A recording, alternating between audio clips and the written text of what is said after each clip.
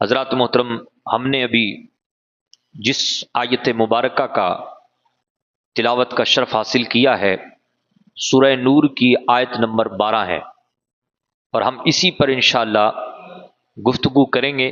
اس میں جو ایک اہم ترین مسئلہ نکلتا ہے، ایسے تو ہزاروں مسئلے نکلتے ہیں، لیکن ایک اہم ترین مسئلہ جو ہمارے لیے سیکھنا ضروری بھی ہے اور ہمیں اس پر غور بھی کرنا چاہیے، اس پر ہم ڈسکس کریں گے۔ لیکن پہلے ہم آپ کو یہ بتا دیں کہ یہ جو آیت مبارکہ ہے، یہ واقعہ افق کو بیان کرتے ہوئے یہاں پر پیش کی گئی ہے۔ واقعہ افق کیا ہے؟ واقعہ افق کا مطلب ہی ہوتا ہے بہت بڑی تہمت والا واقعہ، بہت بڑے بہتان والا واقعہ۔ اصل میں بات یہ ہے، بات ہے 5 ہجری کی، بات ہے اس دور کی جس دور میں مصطفیٰ کریم صلی اللہ علیہ وسلم کا وجود مسعود سے دنیا جو ہے معطر ہو رہی تھی۔ صحابہ حضور کے فیضان سے فیض یاب ہو رہے تھے، اور غزوہ بنی مستلق سے واپس مدینہ شریف کی طرف صحابہ کرام آ رہے تھے۔ تب پاس ہی میں، مدینہ کے پاس میں ہی اس قافلے نے پڑاؤ کیا، یہ قافلہ رکا، اور جب رکا تو اس قافلے والوں کے ساتھ حضور تو تھے ہی، حضور کے ساتھ حضرت ام المومنین حضرت عائشہ صدیقہ رضی اللہ تعالی عنہا بھی تھی۔ حضرت عائشہ کسی ضرورت کے تحت، کسی حاجت کے تحت آپ قافلے سے ہٹ کے تھوڑا کہیں اور تشریف لے گئی۔ جب واپس آئیں تو آپ کو دیر لگ گئی۔ دیر لگنے کی جو صورت ہے بخاری شریف میں ہے کہ آپ کو دیر اس لیے لگی کہ آپ کے گلے میں ایک ہار تھا، اور جہاں حاجت کے لیے گئی تھی وہاں وہ ہار گر گیا تھا، تو آپ اس کو ڈھونڈنے میں لگی، تو واپس آنے میں آپ کو دیر ہو گئی، اور جب واپس آنے میں دیر ہوئی تو ادھر سے یہ سارا جو قافلہ تھا وہ روانہ ہو گیا۔ اصل میں اب آپ کو سمجھ میں آئے گا کہ بھائی ایسے کیسے روانہ ہو گیا۔ اصل میں یوں کہ بھائی اونٹ کے اوپر ایک محمل، جس کو ہم لوگ کجاوا بولتے ہیں، وہ رکھا جاتا ہے۔ تو حضور کا جو محمل شریف تھا، یعنی حضور کی سواری پر جو محمل شریف تھا، اس سواری کو صحابہ نے اٹھایا اور اونٹ پہ رکھ دیا۔ تو انہوں نے یہی سوچا کہ حضور پاک صلی اللہ علیہ وسلم کی زوجہ محترمہ ہم سب کی ماں اسی کجاوے میں ہے، تو آپ کا وزن کوئی اتنا زیادہ ہوتا نہیں ہے، کیونکہ آپ عمر میں بھی کم ہی تھی، تو اس لیے جو ہے وہ کجاوا اٹھایا اور اٹھا کر کے اونٹ پہ رکھ دیا۔ جنہوں نے رکھا انہوں نے یہ سوچا کہ شاید کجاوے کے اندر ہی، یعنی محمل شریف کے اندر ہی حضرت ماں عائشہ بھی موجود ہیں، اس لیے انہوں نے زیادہ تحقیق کی نہیں، اور یہ پورا قافلہ روانہ ہو گیا۔ جب ماں عائشہ صدیقہ رضی اللہ تعالی عنہا واپس آئیں، جس جگہ سے گئی تھی حاجت کے لیے، جب وہاں سے واپس اسی جگہ پہ پہنچی جہاں قافلہ رکا ہوا تھا، تو آپ نے دیکھا کہ سارا قافلہ جا چکا ہے، اور آپ وہیں جہاں آپ رکی ہوئی تھیں وہیں آ کر کے بیٹھ گئی۔ آپ کو پتا تھا کہ جب لوگ تحقیق کریں گے، دیکھیں گے، تو ضرور کوئی نہ کوئی بندہ مجھ تک پہنچے گا، اور پھر میں اس طریقے سے قافلے والوں کے ساتھ مل جاؤں گی۔ لیکن امت مسلمہ میں حضور کے دور میں ہر کام نظام کے ساتھ اور ترتیب کے ساتھ ہوتا تھا، کوئی کام بغیر منظم کے نہیں ہوتا تھا۔ یہی بڑی خوبصورتی ہے اسلام کی، اور یہی بڑی خوبصورتی ہے مصطفیٰ جان رحمت کے کام کرنے کے طریقہ کار کی، کہ حضور جب بھی کوئی کام کرتے تو ایک نظام کے ساتھ کرتے۔ تو اس دور میں یہ نظام حضور نے قائم کر رکھا تھا کہ جب بھی ہم لوگ قافلے کی شکل میں سفر کریں گے تو ہمارے پیچھے کچھ لوگ سفر کریں گے، 1 2 یا 3، تاکہ وہ دیکھتے رہیں کہ کہیں قافلے والوں کی کوئی چیز گر تو نہیں گئی ہے، یا کوئی قافلے میں شریک بندہ کہیں بچھڑ تو نہیں گیا ہے۔ تو اس موقع پر جن کی ذمہ داری تھی وہ حضرت صفوان رضی اللہ تعالی عنہ کی ذمہ داری تھی۔ حضرت صفوان رضی اللہ تعالیٰ عنہ سب سے پیچھے تھے۔ آپ جب وہاں پہنچے، پیچھے سے دیکھتے ہوئے قافلے کو ارد گرد سے مشاہدہ اور معائنہ کرتے ہوئے، جب وہاں پہنچے جہاں قافلہ رکا ہوا تھا، تو وہاں ماں عائشہ صدیقہ کو دیکھا، تو زور سے پڑا انا للہ و انا الیہ راجعون۔ ماں عائشہ صدیقہ نے منہ چھپایا۔ جب منہ چھپایا تو آپ کے پاس اونٹنی تھی، صفوان رضی اللہ تعالیٰ عنہ کے پاس۔ حضرت صفوان نے وہ اونٹنی بٹھا دی، اور حضرت ماں عائشہ صدیقہ اس اونٹنی پر سوار ہو گئیں، اور سوار ہو کر کے وہ اونٹنی لے کر کے پہنچ گئیں قافلے کے ساتھ، قافلے میں جا کر کے مل گئیں۔ اب آپ دیکھیے یہ ہوا واقعہ۔ تو جیسے ہی ماں عائشہ صدیقہ کو بعد میں اونٹنی پر سوار ہوتے ہوئے دیکھا منافقوں نے، تو آپ پر اتنی بڑی تہمت لگا دی کہ جس کا ہم خیال تک نہیں کر سکتے۔ ایسی ایسی باتیں کہہ دی حضرت ماں عائشہ صدیقہ کے بارے میں کہ بس اللہ کی پناہ۔ قرآن کہتا ہے کہ اس پروپیگنڈا میں صرف اور صرف منافق نہیں تھے، مومن بھی شامل ہو گئے تھے۔ مومنوں نے بھی منافقوں کی بولی بولنا شروع کر دی۔ اللہ اکبر۔ جب یہ صورتحال پیدا ہوگی تو اس وقت حضرت ماں عائشہ صدیقہ رضی اللہ تعالیٰ عنہ بیمار تھی، اور 1 مہینے تک مسلسل حضرت عائشہ صدیقہ کو اس واقعے کی خبر نہیں ہوئی۔ منافق پروپیگنڈا پھیلاتے رہے، تمام اصحاب میں، تمام مسلمانوں میں یہ بات عام ہو گئی، جیسے ہمارے یہاں پروپیگنڈا پھیلتا ہے، بالکل ایسے ہی سیم۔ اللہ اکبر۔ پروپیگنڈا جب پورا پھیل گیا، جب بات اس طریقے سے بڑھ گئی، تو حضرت ام مستح رضی اللہ تعالی عنہ، ان کے ذریعے سے ماں عائشہ صدیقہ کو 1 مہینے کے بعد پتا چلا کہ لوگ آپ کے بارے میں ایسا ایسا کہہ رہے ہیں، لوگ آپ کے بارے میں ایسا ایسا کہہ رہے ہیں۔ ماں عائشہ تو پہلے ہی بیمار تھی، جب آپ نے یہ خبر سنی تو اور زیادہ بیماری میں اضافہ ہو گیا۔ اب آنکھوں سے آنسو رکتے نہیں تھے، اب جو صورتحال تھی وہ بالکل تبدیل ہو گئی تھی۔ اللہ اکبر۔ دن گزرتے گئے، صحابہ میں مشاورت ہوتی رہی، اور برسر ممبر، بخاری شریف کی حدیث ہے، ہاں زیادہ ہمیں اور آپ کو جو ہے نا منافقوں کو سن کر کے یہ رائے قائم نہیں کرنی چاہیے جو وہ لوگ بکتے ہیں۔ بخاری شریف کی حدیث ہے کہ اس دوران مصطفیٰ جان رحمت نے صحابہ کے درمیان یہ بات کہی، حضور نے برسر ممبر کہی۔ حضور نے فرمایا، دیکھو میں اپنے اہل کے بارے میں صرف خیر کو جانتا ہوں، بھلائی کو جانتا ہوں، یعنی میں یہ جانتا ہوں کہ میرے جو اہل و عیال ہیں، میرے جو رشتہ دار ہیں، وہ صرف اور صرف بھلے لوگ ہیں، باقی تم جو کر رہے ہو میرا اس سے کوئی سروکار نہیں ہے۔ اب حضور پاک نے یہ بات بتائی کیوں نہیں کہ جب حضور کو یقین تھا، جیسے کچھ لوگ منافقین، اس دور کے منافقین کہتے ہیں حضور کو جب یقین تھا تو مصطفیٰ جان رحمت نے بتائی کیوں نہیں؟ حضور نے اس لیے نہیں بتائی کیونکہ حضور اللہ کے حکم سے غیب جانتے ہیں۔ حضور کو پتا تھا کہ مصطفیٰ جان رحمت کی جو زوجہ محترمہ ہیں، تمام مسلمانوں کی جو ماں ہیں حضرت عائشہ صدیقہ، ان کا رتبہ، ان کی عظمت، ان کی فضیلت بڑھنے والی ہے، اور یہی ہوا۔ خود رب تبارک و تعالیٰ نے حضرت عائشہ صدیقہ کی عصمت اور عفت کو بیان کرنے کے لیے 18 آیتوں کا نزول فرمایا۔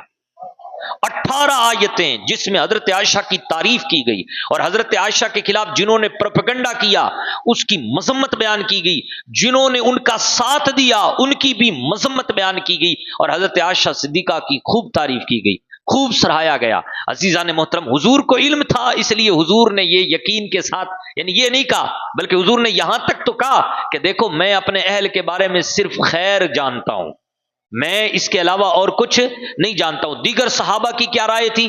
تفسیر مدارک میں آتا ہے کہ دیگر صحابہ کی جو رائے تھی وہ یوں تھی۔ حضرت عمر ابن خطاب رضی اللہ تعالیٰ عنہ فرماتے ہیں، یا رسول اللہ صلی اللہ علیہ وسلم، ام المومنین حضرت عائشہ صدیقہ رضی اللہ تعالیٰ عنہ پاک ہیں، پاک دامن ہیں۔ کیوں؟ اس لیے کہ دیکھیے آپ کے جسم مبارک پر مکھی بھی نہیں بیٹھتی، آپ کے جسم مبارک پر مکھی بھی نہیں بیٹھتی، تو جب خدا عز و جل آپ کے جسم پر مکھی کو بیٹھنے نہیں دیتا تو یہ کیسے ہو سکتا ہے کہ ایک بد کردار عورت آپ کی نسبت سے جڑ جائے؟ کبھی نہیں ہو سکتا، مکھی آپ کے جسم پر نہیں بیٹھ سکتی۔ تفسیر مدارک لکھتے ہیں کہ حضرت عثمان غنی رضی اللہ تعالیٰ عنہ فرماتے ہیں، یا رسول اللہ آپ کا سایہ زمین پہ نہیں پڑتا، آپ کا سایہ زمین پہ نہیں پڑتا۔ جانتے ہیں کیوں؟ اس لیے نہیں پڑتا تاکہ اللہ تبارک و تعالی آپ کے سائے کو لوگوں کے قدم سے بچا لے۔ تو جو رب آپ کے سائے کو محفوظ رکھتا ہے وہ آپ کی زوجہ کو محفوظ نہیں رکھے گا، آپ کے اہل و عیال کو محفوظ نہیں رکھے گا۔ حضرت مولا علی نے بہت پیاری بات کی، کہا یا رسول اللہ یاد ہے نا آپ کو، آپ کے نالین پہ، آپ کے جوتی مبارک پہ ایک جو مر گئی تھی اور جو کا خون لگ گیا تھا، جو یعنی وہ جو سر میں ہوتے ہیں کھٹمل۔ کہا کہ یا رسول اللہ آپ کو معلوم ہے نا کہ ایک بار کھٹمل کا خون آپ کے نالین سے لگ گیا تھا۔ اللہ نے فرمایا تھا میرے حبیب کھٹمل سے آپ کا نالین آلودہ ہو گیا ہے، کھٹمل جو کے خون سے آپ کی نالین خون آلودہ ہو گئی ہے، آپ اپنی نالین کو اتار دیں۔ جو رب آپ کی نالین کو جو کے خون سے آلودہ ہونا گوارا نہ کرے، وہ رب کب چاہے گا کہ ان کی اہل اس طریقے سے آلودہ ہو جائیں؟ آپ کی زوجہ محترمہ، ہم سب کی ماں حضرت عائشہ صدیقہ کیا ہیں؟ پاک دامن ہیں۔ صحابہ نے اس طریقے سے برات کا اعلان کیا۔ اللہ پاک نے بھی 18 آیتوں کا نزول فرمایا۔ انہی 18 میں سے یہ ایک آیت ہے جس کو ہم آپ کے سامنے پڑھ رہے ہیں۔ اللہ اکبر، سنیے گا انشاءاللہ۔ اللہ پاک فرماتا ہے، آپ بھی درود پاک پڑھیے، پھر پڑھتے ہیں انشاءاللہ۔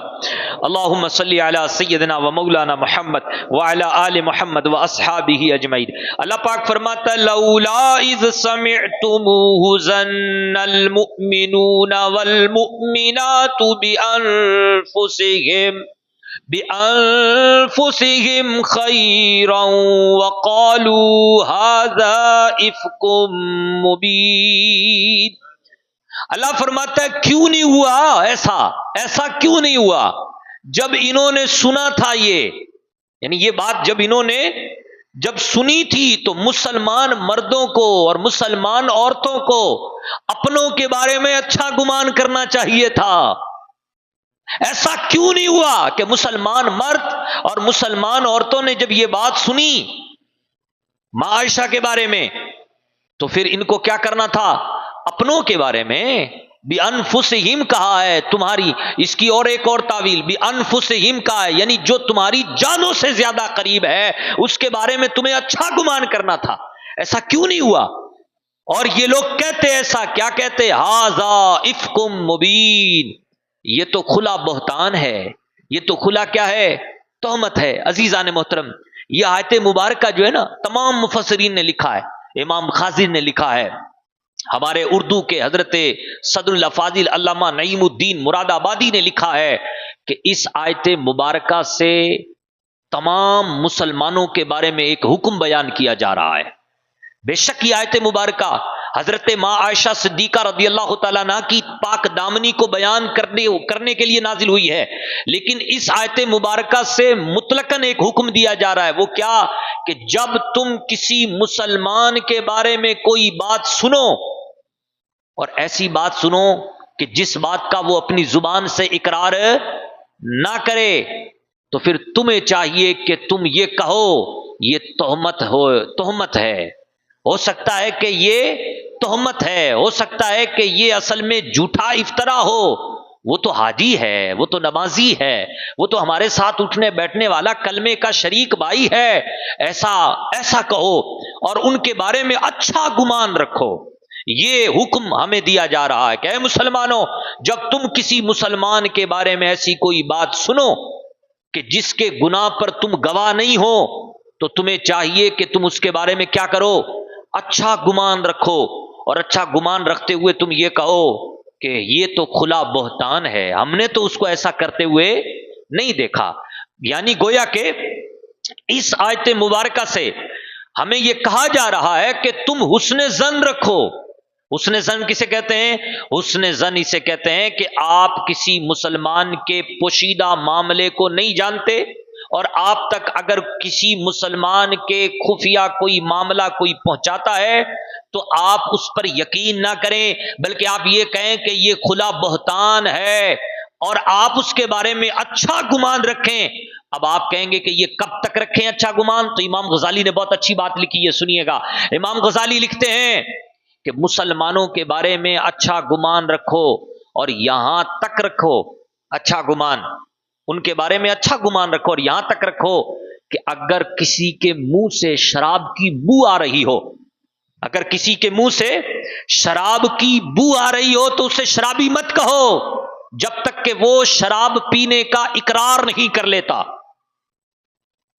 اب آپ بتائیں یہ کیسے ہو سکتا ہے؟ تو امام غزالی نے وہاں احتمال لکھا ہے، امام غزالی نے لکھا ہے ہو سکتا ہے جس کے منہ سے شراب کی بو آ رہی ہے، جس کے منہ سے شراب کی بو آ رہی ہے، ہو سکتا ہے کہ اس نے کلی کی ہو، اس نے شراب کو منہ میں ڈالا ہو اور پھر پھینک دیا ہو۔ اور ایسا بھی ہو سکتا ہے کہ کسی نے زبردستی اس کو شراب پلائی ہو۔ اگر کسی کو زبردستی شراب پلائے تو کیا وہ مجرم ہوگا؟ وہ جو ہوگا مجرم نہیں. کسی نے زبردستی اگر کسی کو شراب پلائی تو وہ مجرم نہیں ہوگا. اسی طریقے سے اگر کسی نے کلی کر دی شراب کی، اس کو پتہ نہیں تھا، پانی سمجھ کے اس نے منہ میں لیا، جیسے ہی منہ میں لیا تو اس کی کرواٹ پتہ چلی، فوراً تھوک دیا اس نے، تو بتائیں کہ آپ اس کو شرابی کہیں گے؟ امام غزالی لکھتے ہیں کہ اگر کسی کے منہ سے شراب کی بدبو آ رہی ہے تب بھی اسے شرابی مت کہو. احتمال دو موجود ہے تمہارے پاس. احتمال دو کیا ہے؟ ایک تو یہ کہ اس کو زبردستی ہو سکتا ہے کسی نے شراب پلائی ہو، دوسرا احتمال یہ ہو سکتا ہے کہ غلطی سے اس نے شراب کو منہ میں ڈالا ہو اور پھر تھوک دیا ہو. اور یہ بات اس وقت تک نظریہ بنا کے رکھو جب تک کہ وہ خود اپنے جرم کا کیا نہیں کر لیتا، اقرار نہیں کر لیتا. لیکن آج ہمارا حال کیا ہے؟ اگر کوئی شراب کے کھانے سے پاس سے گزرے جائے، شراب کھانے کے پاس سے گزر جائے تو ہمارا حال کیا ہے؟ ہم اس کو شرابی کہہ دیتے ہیں.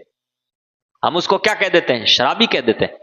اب آپ ایسی بہت ساری مثالیں ہیں کہ ہم لوگ حسن ظن نہیں کرتے، جبکہ اللہ پاک ہمیں حسن ظن کرنے کا حکم دیتا ہے. یہ آیت مبارکہ دیکھیں واضح طور پہ کہہ رہی ہے کہ جب تم کوئی بات سنو اپنوں کے بارے میں، تمہارے اپنے ہیں نا، تمہارے ساتھ نماز پڑھتے ہیں نا، تمہارے ساتھ روزہ رکھتے ہیں نا، وہ لوگ تمہارے ساتھ جو ہے وہ کلمہ کے شریک بھائی ہیں، تو گویا کہ اپنے ہیں. تو جب تمہارے اپنوں کے بارے میں تم ایسی کوئی بات سنو کہ جس پر تمہیں یقین نہیں ہے، جس کو تم نے دیکھا نہیں ہے، اور اس نے بھی اپنی اس بات کا اقرار نہیں کیا ہے، تو ہونا یہی چاہیے کہ تم اس کے بارے میں اچھا گمان کرو، اور ہونا یہی چاہیے کہ تم کہو کہ یہ کھلا بہتان ہے، یہ کھلی تہمت ہے، یہ کھلا بہتان ہے، یہ کھلا افطرا ہے. یہ بات تم کہو. اللہ اکبر. حضرات محترم، حسن ظن کا حکم کیا ہے؟ اللہ کے بارے میں حسن ظن رکھنا یہ واجب ہے. حسن ظن یعنی اچھا گمان رکھنا اللہ کے بارے میں، یہ کیا ہے؟ واجب ہے، ضروری ہے. اور دوسری طرف کسی مسلمان کا کوئی پوشیدہ معاملہ آپ تک پہنچتا ہے، اور ایسا معاملہ پہنچتا ہے کہ جس کو آپ نے اپنی نظروں سے دیکھا نہیں ہے، اور دوسرا اس نے اقرار بھی نہیں کیا ہے، تو آپ کے لیے یہ مستحب ہے، آپ کے لیے یہ مستحب ہے کہ آپ حسن ظن کریں، اور آپ کے لیے یہ ضروری ہے کہ آپ اس سے بدگمانی نہ کریں. اب دو باتیں ہو گئی. یعنی کوئی خفیہ معاملہ آپ تک پہنچتا ہے تو آپ کے بارے میں یہ آپ پر یہ حکم ہے، شریعت عائد کرتا ہے کہ آپ اس کے بارے میں اچھا گمان کریں، یعنی اچھا سوچیں. یہ آپ کے لیے مستحب ہے، یعنی ثواب ملے گا اگر اچھا سوچیں گے، تو باعث اجر و ثواب ہے. لیکن برا نہ سوچیں، کیوں کہ اگر آپ نے اس جگہ پر برا سوچا تو یہ آپ کے لیے حرام کام ہوا، آپ حرام کام کے مرتکب ہوئے. تو دو باتیں، اگر آپ اچھا نہیں سوچ پا رہے تو برا تو سوچیں ہی مت. اگر برا سوچیں گے تو گناہ میں پڑیں گے، اگر اچھا سوچیں گے تو ثواب ملے گا. ہونا یہ چاہیے کہ آپ اچھا سوچیں. اگر اچھا نہیں سوچ پا رہے تو برا تو سوچیں ہی مت. برا سوچیں گے تو آپ گنہگار ہو جائیں گے. عزیزان محترم، یہ حکم یاد رکھیے. کسی مسلمان کے بارے میں آپ اگر کوئی بات سنیں تو ان کے بارے میں اچھا گمان پیدا کریں. اچھا گمان پیدا کریں گے تو انشاءاللہ کیا ملے گا؟ اجر و ثواب ملے گا. حضور کا فرمان سنیے کتنا پیارا ہے، سبحان اللہ. یہ سنن ابن ماجہ کی حدیث ہے، اور یہ حدیث سنیے ایک بار پڑھیے باوت سے بلند، اللہم صلی علی سیدنا و مولانا محمد وعلی آل محمد و اصحابہ اجمعین. ہمارے اس دور میں حسن ظن تو ایک طریقے سے دیکھا جائے تو ختم ہو گیا. ہمارے اس دور میں، یعنی جس دور میں ہم لوگ جی رہے ہیں، لوگ ایک دوسرے کے بارے میں اچھا گمان کرتے ہی نہیں ہیں. حالانکہ ہمارا قرآن ہم سے کہہ رہا ہے کہ ہم اور آپ اپنے ہم کلمہ کے ساتھ اچھا گمان کیا کریں. بھائی کریں گے کہ نہیں کریں گے؟ یہ بات بڑی خشک لگ رہی ہوگی، پر یہ قرآن کا مطلب کہ یہ فرض علوم میں سے ہے. یعنی یہ علم سیکھنا ہم پہ فرض ہے کہ ہمیں حسن ظن کسی کے ساتھ رکھنا چاہیے. عزیزان محترم، یہ باعث اجر و ثواب ہے. آپ دیکھیے کیوں رکھنا چاہیے. حضور کا یہ فرمان سنیے. مصطفیٰ جان رحمت فرماتے ہیں، حضرت عبداللہ ابن عمر سے روایت ہے، حضور فرماتے ہیں، حضرت عبداللہ ابن عمر فرماتے ہیں، رأیت رسول اللہ صلی اللہ علیہ وسلم یطوف بالکعبہ، کہ میں نے رسول اللہ کو کعبے کا طواف کرتے ہوئے دیکھا. کہیے سبحان اللہ. بھائی کعبے کا طواف کرتے ہوئے تو عام مومن بندہ بھی اچھا لگتا ہے. یہاں تو امام الانبیاء طواف کر رہے ہیں، کتنے پیارے لگ رہے ہوں گے، کتنے خوبصورت لگ رہے ہوں گے. سبحان اللہ. ہاں، رحمت والا رحمت کی جمع جم بارشوں میں ہے، خود رحمت للعالمین ہے، اور رحمتیں برس رہی ہیں. رحمت گویا کہ رحمت سے مل رہی ہے. یعنی کتنا حسین منظر ہوگا. حضرت عبداللہ ابن عمر نے کتنا خوبصورت منظر دیکھا ہے. اس منظر پر سبحان اللہ تو بنتی ہے. اللہ اکبر.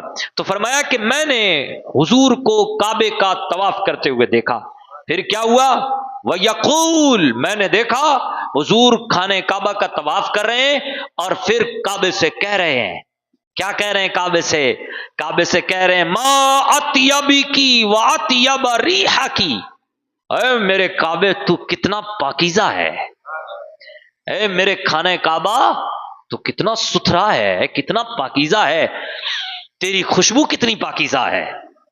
حضور نے خوشبو لی اور پھر فرمایا واطیب ریحکی، تیری خوشبو کتنی پیاری ہے۔ اللہ اللہ، فرمایا وَأَعْظَمَكِ، تو کتنا عظمت والا ہے، عظمتوں والا کتنا ہے۔ وَأَعْظَمَ حُرْمَتِكَ کا، تیرا احترام، تیری رسپیکٹ کتنی عظمت والی ہے، یعنی تیری عزت کرنا یہ کتنی حرمت والی بات ہے اور کتنی بزرگی والی بات ہے۔ یہ آپ نے بات کہی اور پھر آپ نے یوں کہا وَالَّذِي نَفْسُ بِيَدِهِ، اس رب کی قسم جس کے قبضہ قدرت میں محمد کی جان ہے۔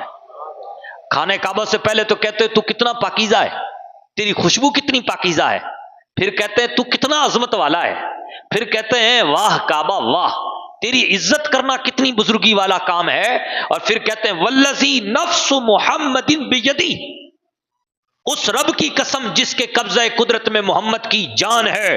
آگے کا جملہ سنیے، دل کے کانوں سے سنیے، اللہ اکبر۔ ہم نے صرف اور صرف عبادت سمجھا ہے نمازوں کو، ہم نے صرف اور صرف عبادت سمجھا ہے قرآن پڑھنے کو، ہم نے صرف اور صرف عبادت سمجھا ہے داڑھی بڑھانے کو، امامہ سجانے کو، لیکن یہ عبادت ہم کیوں بھول گئے؟ یہ عبادت 5 وقت کی نہیں ہے، یہ عبادت تو ایوری ٹائم کے لیے ہے، ہر وقت یہ عبادت کی جا سکتی ہے۔ بھائی گھر میں آپ رہتے ہیں، مومنوں کے ساتھ رہتے ہیں، گلی والے مومن، فیکٹری میں رہتے ہیں، کارخانے میں رہتے ہیں، وہاں بھی مومن، دوستوں کے ساتھ بیٹھتے ہیں، وہاں بھی مومن۔ تو گویا کہ ایسا تو نہیں ہے کہ آپ دن میں صرف اور صرف 5 بار لوگوں سے ملتے ہو، مومنوں سے آپ ڈبل 12 گھنٹے میں ملتے ہی رہتے ہیں، کبھی اپنے بچوں سے ملتے ہیں، کبھی اپنی محترمہ سے ملتے ہیں، کبھی اپنی والدین سے ملتے ہیں، کبھی اپنے رشتہ داروں سے ملتے ہیں۔ یہ سب کیا ہیں؟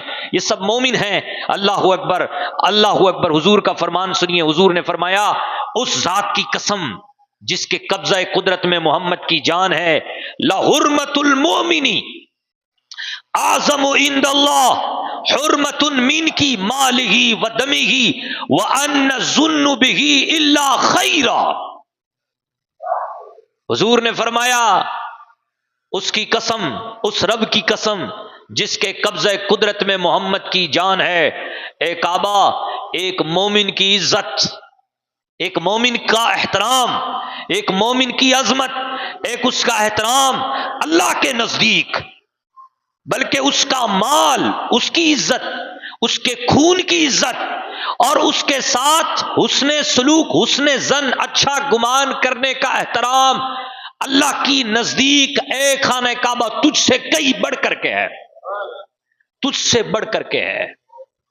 یعنی تیری عظمتوں کو سلام، تیری پاکیزگی کو سلام، تیری ستھرائی کو سلام، تیری خوشبو کو سلام، لیکن اللہ کے نزدیک مومن کا جو احترام ہے وہ تیرے احترام سے بھی بڑھ کر ہے۔ صرف مومن کا احترام نہیں، مومن کے مال کا احترام تیری احترام سے بڑھ کر، مومن کے خون کا احترام تیرے احترام سے بڑھ کر، مومن کے ساتھ حسن ظن رکھنے کا احترام یہ بھی تیرے احترام سے بڑھ کر کے ہے۔ کس کے نزدیک؟ اللہ کے نزدیک۔ اب دیکھیے کتنی سختی ہے، کتنی شدت ہے، اتنی شدت کے باوجود بھی ہم پروپیگنڈے کا شکار ہو جاتے ہیں۔ آج کے اس دور میں ہم مولویوں سے سب سے زیادہ خفا ہیں، علماء سے سب سے زیادہ ہم آج کے دور میں خفا ہیں۔ کیا مولوی چور ہیں؟ کیا مولوی ڈاکو ہیں؟ مولویوں نے کسی کی بکری چرائی ہے؟ صرف پروپیگنڈا ہے۔ ایک بھائی مجھے کہہ رہے تھے کہ یار مولانا ٹھیک ہے، اچھی بات ہے، کتنے اچھے اچھے مولانا پر ہوتے اچھے نہیں یار، سارے مولانا ہی کیوں ایسے ہوتے ہیں؟ ارے بھائی مولانا داڑھی رکھتا ہے، مولانا امامہ بھی باندھتا ہے، مولانا عموماً دوسرے لوگوں کی نسبت سب سے زیادہ وہ کھانا سنت طریقے سے کھاتا ہے، سوتا بھی سنت طریقے سے ہے، وہ تقریباً بچوں کو پڑھاتا ہے تو قرآن پڑھاتا ہے، نماز پڑھاتا ہے تو وہاں بھی قرآن کی تلاوت کرتا ہے، درس کرتا ہے تو بھی وہ قرآن کی باتیں ہی کرتا ہے، ہماری طرح وہ میڈیکل کی باتیں تو نہیں کرتا۔ اتنا کچھ ہونے کے بعد بھی آپ کہہ رہے ہیں یار مولوی ہوتے ایسا کیوں ہے؟ ایسے ہوتے نہیں ہیں، اصل میں پروپیگنڈے کا شکار ہیں آپ پروپیگنڈے کا شکار ہیں، اور یہ پروپیگنڈا پھیلایا جاتا ہے۔ شیطان کبھی بھی آپ کو سکھی رہنے نہیں دیتا، شیطان یہ چاہتا ہے کہ تم داغدار ہو جاؤ۔ اس لیے مسلمانوں، کسی بھی مسلمان کے بارے میں آپ کو جب کوئی پوشیدہ معاملہ پہنچے کسی مسلمان کا، تو آپ کو ہونا یہ چاہیے کہ پہلے آپ کیا کریں؟ حسن ظن قائم کریں۔ حسن ظن قائم کریں گے تو ثواب ملے گا۔ حسن ظن قائم نہ ہو رہا ہو تو بدگمانی نہ کریں۔ کیا نہ کریں؟ بدگمانی نہ کریں۔ بدگمانی کریں گے تو گنہگار ہو جائیں گے۔ عزیزان محترم، دیکھیے، اگر ہم اور آپ سیریس ہیں اس بات میں کہ یار ہمیں حسن ظن قائم کرنا چاہیے، تو پھر دو تین طریقے عرض کرتا ہوں۔ دیکھیے، حسن ظن کے فوائد جو ہے نا، اس پر آپ نظر رکھیے۔ حسن ظن یعنی اچھا گمان کرنے کے فوائد کیا ہیں؟ اگر آپ کسی مسلمان کے بارے میں اچھا گمان کریں گے تو دیکھیے، آپ کے دل میں حسد پیدا نہیں ہوگا، کینہ پیدا نہیں ہوگا، آپ جو ہے نا ناجائز دشمنیوں میں نہیں پڑیں گے۔ آپ مسلمانوں سے حسن ظن قائم کیجئے، انشاءاللہ غیبت میں مبتلا نہیں ہوں گے۔ آپ جو ہے نا کسی پر تہمت نہیں لگا پائیں گے، دشمنیاں ناجائز جو ہے نا وہ ختم ہو جائیں گی۔ آپ مزید بزرگوں کے واقعات کو پڑھیں۔ حضرت ایک بہت ہی بڑے ایک صوفی بزرگ ہیں، انہوں نے اپنی کتاب میں نا ایک واقعہ لکھا ہے، بہت ہی دلچسپ ہے، آپ کو اور ہمیں سننا چاہیے۔ کہتے ہیں کہ پرانے زمانے میں نا ایک ڈاکوؤں کا قافلہ مسافر خانے میں آ کر کے رکا، ڈاکو لوٹ مار مچانے والے۔ تو اب وہ ڈاکو جب وہ وہاں اس مسافر خانے میں پہنچے نا، تو مسافر خانے کے مالک سے کہا کہ ہم راہ خدا کے مسافر ہیں، ہم اللہ کی راہ میں کیا ہیں؟ سفر کر رہے ہیں۔ تو بیچارہ وہ مسافر خانے والا جو مالک تھا نا، وہ بڑا نیک آدمی تھا، وہ بیچارہ بھاگا اور بھاگ کر کے ان کی جو ہے نا مہمان نوازی کرنے لگا، خوب اچھا کھلایا اور اچھا کھلایا، اور یہ ڈاکو صبح ہوتے ہی چلے گئے اپنے کام پر ڈاکہ زنی کرنے کے لیے۔ اب جب واپس آئے دوسرے دن تو کہا کہ اسی مسافر خانے میں رکتے ہیں۔ تو اسی مسافر خانے کے پاس رکے تو یہ دیکھ کر چونک گئے کہ کل رات ہم آئے تھے تو یہ جو لڑکا چل رہا ہے، ٹہل رہا ہے، کھیل رہا ہے، بھاگ رہا ہے، یہ لڑکا تو پاؤں سے معذور تھا۔ سارے ڈاکو پریشان ہو گئے، حیران ہو گئے، کہنے لگے بھائی یار یہ لڑکا کل تو معذور تھا، پاؤں سے چل نہیں پا رہا تھا، آخر یہ آج چل کیوں رہا ہے؟ تو وہ مسافر خانے کا جو مالک تھا نا، اس نے کہا بس یہ مہربانی آپ کی ہے، مہربانی آپ کی ہے۔ کہا ہماری کیسے مہربانی ہے؟ اب سب کہنے لگے بھائی ہماری کیسے مہربانی، ہم تو رہ گئے ڈاکو، اللہ تبارک و تعالیٰ کے گنہگار بندے، ہم نے تو بڑے گناہ کیے ہیں، ڈھیٹ بنے ہوئے ہم تو۔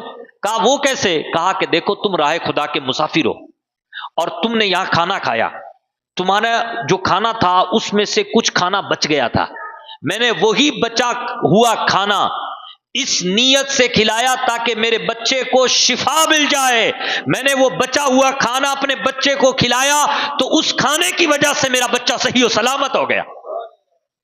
ڈاکوؤں نے کہا دیکھو ہماری وجہ سے نہیں، تمہیں جو یہ چیز ملی ہے حسن ظن کی وجہ سے ملی ہے، تم نے اچھا گمان کیا، اس وجہ سے یہ چیز تمہیں ملی ہے۔ اب آپ بتائیے، اس نے اچھا گمان کیا نا، اگر وہ اچھا گمان نہ کرتا تو کیا اس کا بچہ صحیح ہوتا؟ تو یہ حسن ظن کی برکتیں ہیں، یہ حسن ظن کے فوائد ہیں۔ آپ حسن ظن کر کے تو دیکھیں، اچھا گمان کر کے تو دیکھیں، اللہ پاک آپ کو اچھے گمان کے صدقے سے عطا فرمائے گا۔ سبحان اللہ، بہت کچھ ہے ایسا بیان کرنے کے لیے، بس ہمیں اور آپ کو چاہیے کہ ہم جو ہے حسن ظن کو اپنائیں گے نا انشاءاللہ۔ حسن ظن کو اپنانے کے بہت سارے طریقے ہو سکتے ہیں۔ ایک طریقہ یہ بھی ہو سکتا ہے کہ آپ مسلمانوں کی خوبیوں پر نظر رکھیے۔ ہمیں نا برائیاں بہت دیکھتے ہیں، برائیاں نہ دیکھیے، آپ لوگوں کی کیا دیکھیے؟ خوبیاں دیکھیے۔ جب آپ لوگوں کی خوبیاں دیکھیں گے تو انشاءاللہ آٹومیٹکلی آپ کے ذہن میں ان کے بارے میں اچھا گمان پیدا ہو جائے گا۔ اب میں یہاں پر ایک بات کہہ کر کے بات کو ختم کرتا ہوں، آپ کافی دیر سے یہاں بیٹھے ہوئے ہیں، ماشاءاللہ اللہ آپ کی اس مجلس کو اپنی بارگاہ میں قبول فرمائے۔ کہتے ہیں کہ بنی اسرائیل میں حضرت خلد بن ولید نام کر کے ایک مصنف ہیں، غالباً حضرت خلد یہ تابعی بزرگ ہیں یا ایسے کچھ، تو انہوں نے ایک بہت ہی پیاری اپنی روایت کے ساتھ ایک بات لکھی ہے۔ کہتے ہیں کہ بنی اسرائیل میں نا ایک عابد تھا اور اس نے 60 سال جنگل میں عبادت کی۔ کتنے سال تک؟ تھوڑا بولیے گا۔ 60 سال۔ 60 سال کم نہیں ہوتے، اور کی بھی کہاں؟ جنگل میں۔ بھائی ہم عبادت کرتے ہیں، ہم میں اگر کوئی 50 سال سے عبادت کر رہا ہے اس فون والی دنیا میں، اور لوگوں کی ملاقات والی دنیا میں آتے ہوئے بھی مسکراتے ہیں، جاتے ہوئے بھی ہم لوگ مسکراتے ہیں، ہاتھ ہینڈ شیک بھی کرتے ہیں، لوگوں سے ملتے بھی ہیں، اور بھاگتے ہوئے کچھ فرض اور کچھ نوافل پڑھتے ہیں، تب بھی ہم میں سے وہ لوگ بڑے معظم ہوتے ہیں جو 20-20 30 سال سے نمازوں کے پابندی کر رہے ہیں اور نمازیں پڑھ رہے ہیں، لیکن اس بندے نے تو 60 سال سے عبادت کر رہا ہے، اور کر بھی کہاں رہا ہے؟ جنگل میں، پہاڑ میں، اکیلا، لوگوں سے ملتا ہی نہیں، وہیں رہتا ہے وہ، بھوک لگتی ہے تو پتے کھا لیتا ہے یا کچھ اور اس کا جو بھی ذریعہ ہے وہ کھا لیتا ہے، جنگل میں رہ کر کے 60 سال سے عبادت کر رہا ہے۔ خواب میں اس کو کہا کہ تو 60 سال سے عبادت کر رہا ہے، پر فلاں موچی تجھ سے بڑھ کے عبادت گزار ہے اور تجھ سے بڑی عظمت والا ہے۔ موچی جو جوتے گانٹتا ہے نا، جوتے گانٹتا ہے، وہ موچی تجھ سے بڑھ کر کے عظمت والا ہے، تجھ سے بہتر ہے، تجھ سے زیادہ بزرگی والا ہے، تجھ سے بڑا عابد گزار ہے۔ اب اس کو خواب میں آیا تو اس نے خواب میں وہ بات اگنور کر دی، کہا کہ یار خواب ہی تو ہے۔ دوسرے دن پھر خواب آیا، کہا کہ تو 60 سال سے عبادت کر رہا ہے لیکن فلاں موچی تجھ سے افضل ہے اور تجھ سے بڑا عابد گزار ہے۔ یہ پریشان ہوا، اس نے پھر اس بات کو اگنور کر دیا، یار خواب ہی تو ہے۔ تیسرے دن پھر اس نے خواب دیکھا، کوئی کہنے والا کہہ رہا ہے 60 سال سے الگ تھلگ رہ کر کے تو عبادت کر رہا ہے لیکن تجھ سے بڑھ کر وہ موچی ہے، تجھ سے بڑھ کر کے افضل والا، تجھ سے زیادہ فضیلت والا عابد گزار وہ ہے۔ اب یہ پہنچا وہاں اپنا تھیلا اٹھا کر کے اس موچی کے پاس، اور موچی سے جا کر کہنے لگا کہ بھائی تو آج کل کیا کر رہا ہے؟ اس نے بیچارہ غریب آدمی کھڑا ہوا، اوہو آپ نے کرم نوازی فرمائی، آپ میرے یہاں آ گئے، آؤ بھگت کی، آؤ بھگت کر کے بیٹھ گیا۔ بیٹھنے کے بعد اس نے یہ سوال کیا کہ تو آج کل کون سی عبادت کر رہا ہے؟ کہا عبادت کیا کر رہا ہوں، بس یہی کما رہا ہوں، میں تو ٹائم پاس کر رہا ہوں۔ اس موچی نے کہا میں تو یہ ٹائم پاس کر رہا ہوں، آپس اتنا ہے کہ یہ جو جوتے گانٹتا ہوں نا، اس میں سے جو بھی رقم ہوتی ہے، جو بھی آمدنی آتی ہے میرے پاس، میں اس کے 2 حصے کرتا ہوں، ایک حصہ اللہ کی راہ میں خرچ کر دیتا ہوں، ایک حصہ اپنے بچوں پہ خرچ کر دیتا ہوں۔ اور کیا کر رہے ہو؟ دن میں روزے رکھ لیتا ہوں ٹوٹے پھوٹے سے۔ اس نے یوں ہی کہا ٹوٹے پھوٹے سے روزے رکھ لیتا ہوں، بس بات یہی کام۔ اس نے کہا کہ یار یہ تو میں بھی کرتا ہوں۔ اس نے کہا اس میں تو کوئی کمال ہے نہیں ہے۔ وہ عابد واپس چلا گیا، یار اس میں تو کوئی کمال نہیں ہے بھائی، روزے رکھ رہا ہے اور ساتھ میں اپنی رقم کے 2 حصے کر رہا ہے، ایک حصہ اللہ کی راہ میں اور ایک حصہ بچوں پر خرچ کر رہا ہے، تو یہ تو کوئی بڑی بات نہیں ہے، یہ تو ہم بھی کر رہے ہیں۔ بہرحال وہ چلا گیا واپس۔ پھر خواب میں اس کو بتایا گیا کہ تو ابھی یہی پوچھ کے آیا کہ عبادت کون سی کرتے ہو، اس سے یہ پوچھ کہ تیرا رنگ پیلا کیسے پڑ گیا، پتے کی بات تو پوچھ۔ یہ پوچھ کے آ گیا یہ تو سبھی کرتے ہیں، مانا کہ تم بھی کرتے اور سبھی کرتے ہیں، لیکن اس سے یہ پوچھ کہ تو اچھا گورا چٹا آدمی تھا، تیرا رنگ پیلا کیسے پڑ گیا، یہ پوچھ تجھے ملے گا جواب۔ اب وہ عابد اس کے پاس گیا اور اس سے کہا کہ بھائی تیرا رنگ پیلا کیسے پڑ گیا، زرد کیسے پڑ گیا؟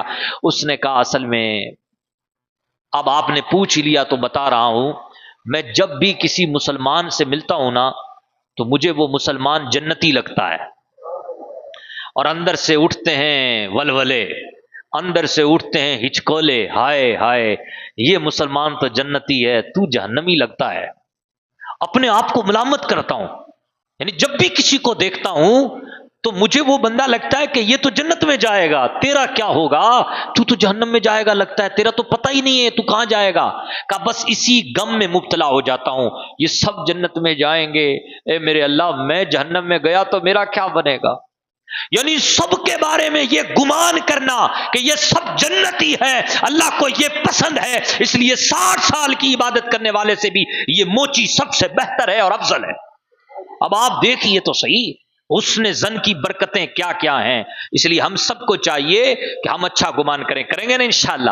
اللہ پاک ہمیں حکم دے رہا ہے کہ جب تم کسی کے بارے میں، کسی اپنوں کے بارے میں جب یہ بات سنو تو مسلمان مردوں اور مسلمان عورتوں کی ذمہ داری کیا ہے، اس کے بارے میں اچھا سوچنا، یہ ذمہ داری ہے۔